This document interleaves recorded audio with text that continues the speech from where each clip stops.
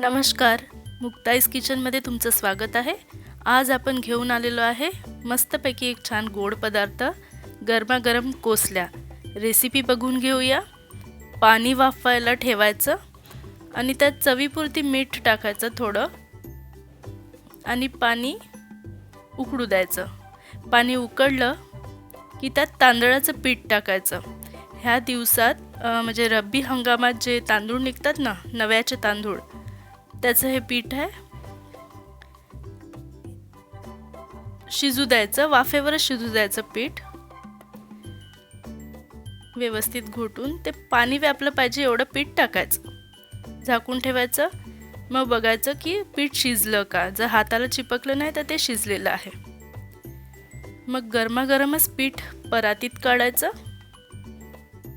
पूर्ण पीठ परातीत काढून घ्यायचं आणि थोडं पाण्याचं एक शिंतोडा घेऊन, थोडं पाण्याचा हात घेऊन, कारण की गरम असते ना ते, त्याचा गोळा बनवून घ्यायचा। थोडं मळून घ्यायचं व्यवस्थित, पण गरम गरमच मळायचा।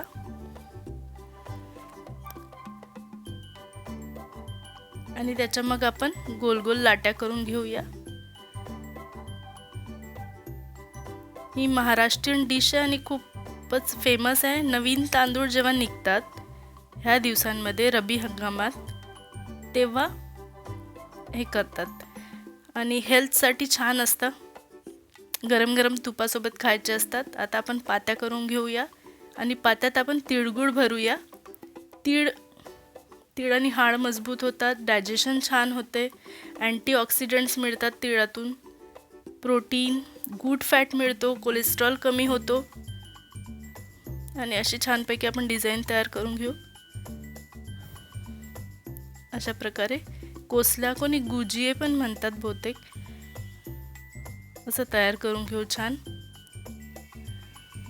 पात्या करून त्यात तिळगुळ भरून घ्यायचा। गुळाने हिमोग्लोबिन वाढते, त्याच्यामुळे थंडीच्या दिवसात तिळगुळ छानच असते। ह्या कोसल्या आपल्या तयार झाल्या आहेत। आता ह्या वाफवून घ्यायच्या। पुन्हा पाणी ठेवायचं आणि चाळणीला तेल लावून घ्यायचं। पाणी वाफलं की चाळणी ठेवायची त्यात आणि त्या चाळणीत हे आपण कोसल्या बनलेल्या तयार ठेवून द्यायच्या। एक वाफ आली की मग बंद करून घ्यायचं, कारण की ऑलरेडी पीठ शिजलेलं आहे।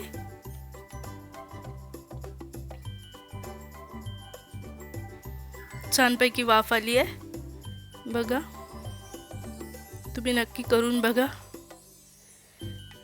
आवडला तर सगळ्यांना सांगा, लाईक, शेअर, सबस्क्राईब करा। नाही जमलं तर मला मेसेज करा, कमेंट करा की कुठे चुकताय वगैरे। मस्त तुपासोबत खायचे असतात,